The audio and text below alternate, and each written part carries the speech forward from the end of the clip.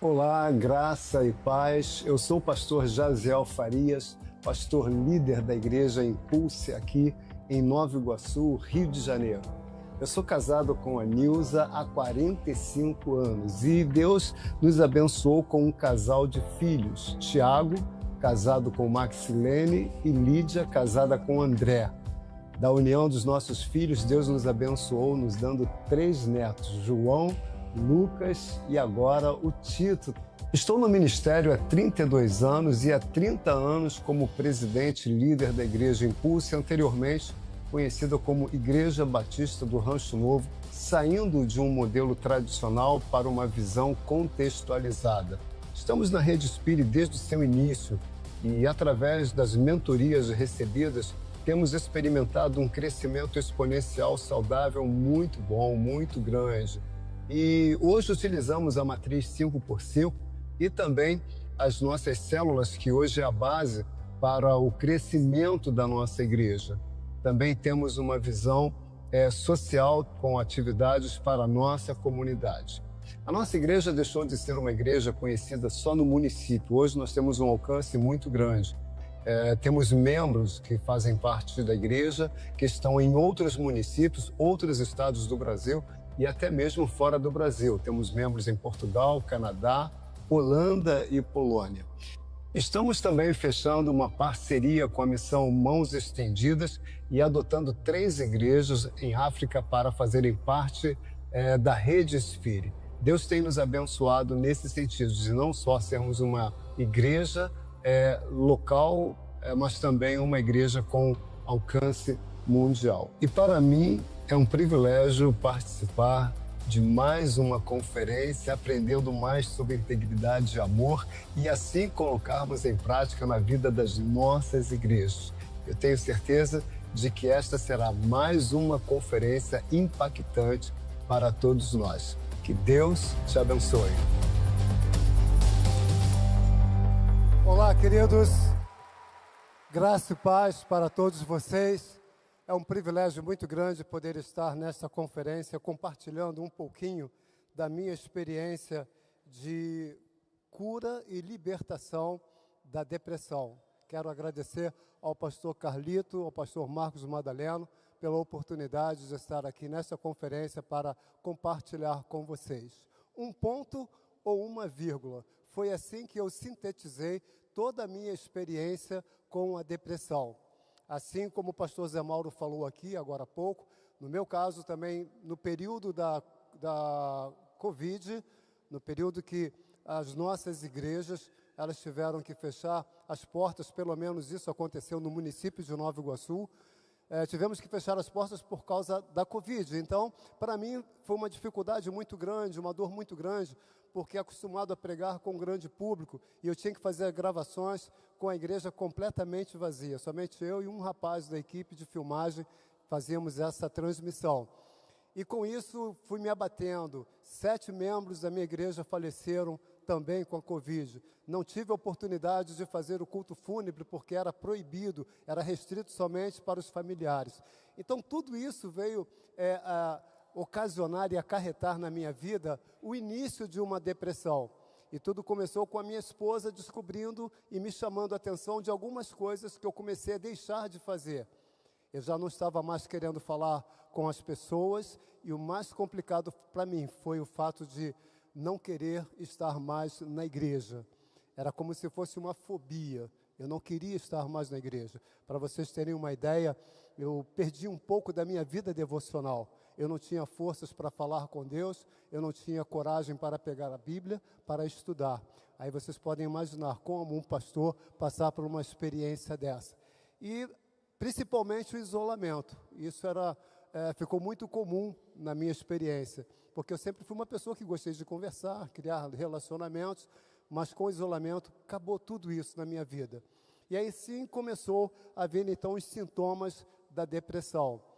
Justamente deixar de fazer as coisas práticas da vida e também algumas coisas vieram a acontecer que me deixaram muito, mas muito preocupado com toda essa situação.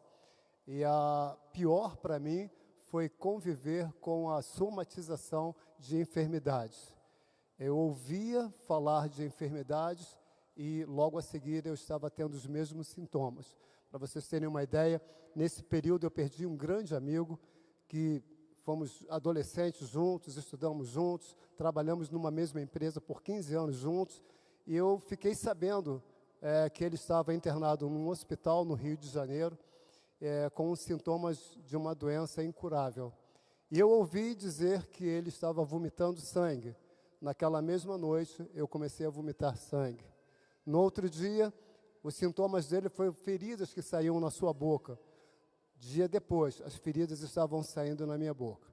Então, foi um período de um sofrimento muito grande, muita tristeza e, acima de tudo, um momento que mais, assim, me deixou mais preocupado no período de depressão foi justamente esse isolamento. Mas, graças a Deus, eu tive uma família, minha esposa, meu filho, minha filha, nora, genro, todos eles estavam ali juntos comigo. E uma igreja que me deu suporte.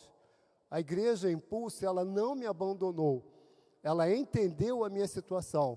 E aí começaram então a vir os movimentos de oração. Homens, mulheres, adolescentes, todos orando por mim, subindo ao monte, clamando a Deus, pedindo pela misericórdia dele e pela minha cura, pela minha libertação. E foi dessa forma que as coisas começaram então a acontecer. Tive que fazer um tratamento médico, acompanhado por um psiquiatra e também pelo neurologista.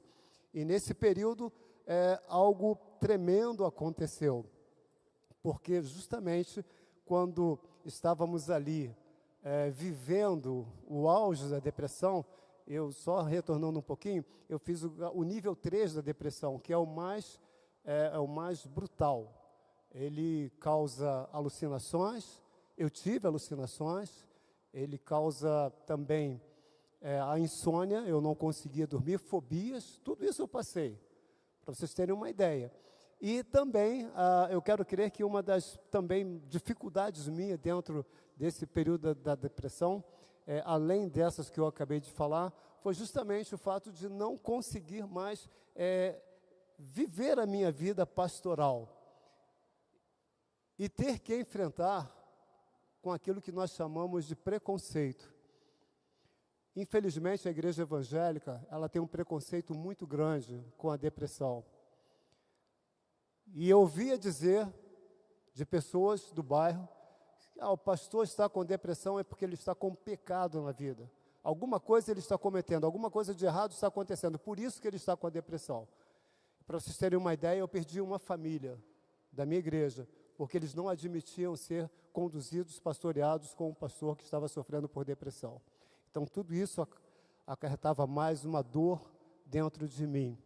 Até que dentro de um período de tratamento, eu já não estava suportando mais. A minha esposa está aqui presente comigo. Essa mulher é uma mulher de Deus, viu? Ela é uma mulher de Deus, porque acompanhar um homem com depressão é muito complicado. A minha vida, gente, era só chorar. Sem ter motivo, eu estava chorando. E teve uma manhã, foi o dia especial da minha vida.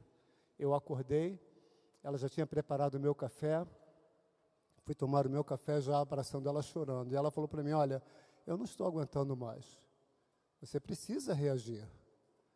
Onde é que nós vamos parar? Você tem que reagir, você não pode ficar mais assim. E aí, irmãos, o que eu fiz? Eu acabei de tomar o meu café, entrei no meu quarto, fechei a porta do quarto. E ali naquele momento, eu fiz isso. Eu me ajoelhei no chão do quarto e literalmente eu deitei no chão. Coloquei o meu rosto no chão do quarto. E ali eu falei com o Senhor, Senhor, eu não saio desse quarto enquanto o Senhor não me abençoar. Eu fiz do meu quarto o meu vale de Jaboque. E ali eu lutei com Deus e não contra Deus. E fiquei chorando ali muito tempo. Eu não posso dizer quanto tempo eu fiquei ali chorando, quanto tempo eu fiquei dentro daquele quarto. Mas eu lembro que ficou uma poça muito grande das minhas lágrimas que acabou manchando o piso do quarto. E logo depois que passou esse período, então, de busca, de oração, eu lembrei que no quarto, no meu guarda-roupa, tinha uma caixinha de promessas. Eu não sei quantos aqui lembram da caixinha de promessa. Vocês lembram da caixinha de promessa? Meu Deus, eu não sabia que tinha tanta gente da época de Abraão, Isaac e Jacó. Não sabia, né? Mas eu fui lá e peguei uma promessa. Mas posso garantir para vocês, não fiz isso na intenção de ali receber uma resposta de Deus. Não, eu simplesmente fui conduzido e peguei aquela promessa. Quando eu olhei ali, então a promessa estava lá, segundo livro dos Reis, capítulo 20, verso 5. Deus falando comigo: meu servo, eu vi as tuas lágrimas, ouvi o teu clamor. Eu, o Senhor, te sararei.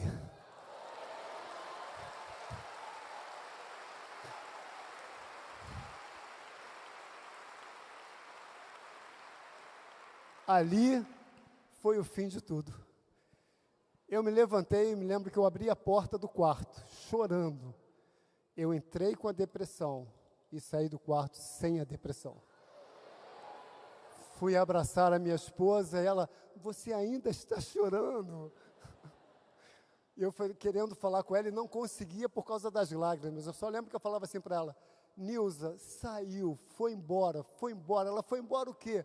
Foi embora. Ela: meu Deus, aleluia. Nos ajoelhamos e ali começamos então a agradecer a Deus pela libertação.